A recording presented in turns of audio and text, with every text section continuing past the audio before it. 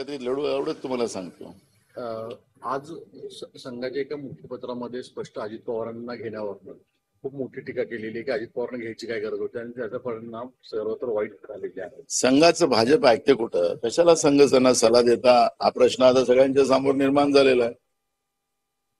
Sir, smart मीटरच्या मोहीमेबाबत अनेक सर्वसामान्य नागरिक विरोध करत आहे, मात्र सरकारकडून ते बसवले जात आहे.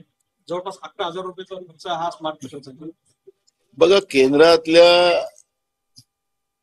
एका मंत्र्याचं एक कंपनी आहे आणि आदेशामुळे ते सगळं मंत्र्याचं जे जोडजंतर असतात अनेक आहेतच त्यांचे मित्र त्यांच्या माध्यमातून, आणि म्हणून या पद्धतीचं स्मार्ट मीटर लावून सर्वसामान्य लोकांना अंधारात ठेवण्याचा जबरदस्ती प्रयत्न राज्याचं सरकार करते आहे. नवीन विद्युत प्रकल्प हे उभे करू शकले नाही आणि नवीन विद्युत प्रकल्प उभे होऊ शकले नाही.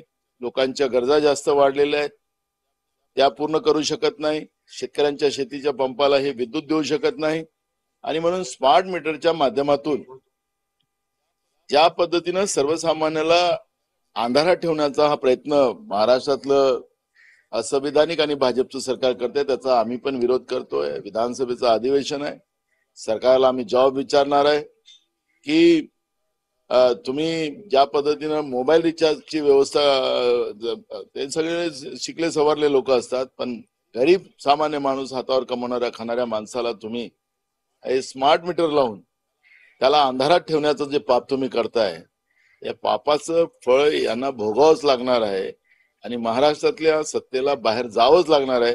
असं चित्र पूर्ण महाराष्ट्रामध्ये जनतेमध्ये मोठा उद्रेक या स्मार्ट मीटरच्या विरोधात आहे. डोंबिवलीमध्ये पुन्हा ब्लास्ट झाला, याआधीही असं प्रकरण घडलं. वारंवार अशा प्रकारचे सर्वसामान्य कुटुंब त्या ठिकाणी अडचणीत आले. सुपारीबाज सरकारच्या या सगळ्या पापामुळे हे सगळ्या घटना घडतात आहेत. आम्ही सांगितलं की मागची घटना झाली होती, त्या घटनेमध्ये सुद्धा महाविकास आघाडीच्या सरकारने सूचना दिलेल्या होत्या. त्याला त्या उद्योग व्यवस्थेला त्यांनी थांबवायला लावलेलं होतं, पण हे सरकार आल्यानंतर उद्योजकांना मदत करण्याच्या दृष्टिकोनातून चिरीमिरीच्या आधारावर सर्वसामान्य लोकांचा जीव धोक्यात टाकण्याचं काम हे सरकार करते आहे, हे त्याच्यातून स्पष्ट होत आहे. आणि म्हणून मोठ्या प्रमाणात या पद्धतीचे स्फोट होऊन हातावर कमवणाऱ्या खाणाऱ्यांचा जीव जातो आहे आणि सगळे परिवारच्या परिवार उघडे पडताना आपण पाहतो आहे. त्यामुळे या सरकारने अजून तरी या झालेल्या सगळ्या घटनेची नोंद घ्यावी आणि ज्या पद्धतीचे धोकादायक ज्या ठिकाणी उद्योग असतील ते तातडीनं बंद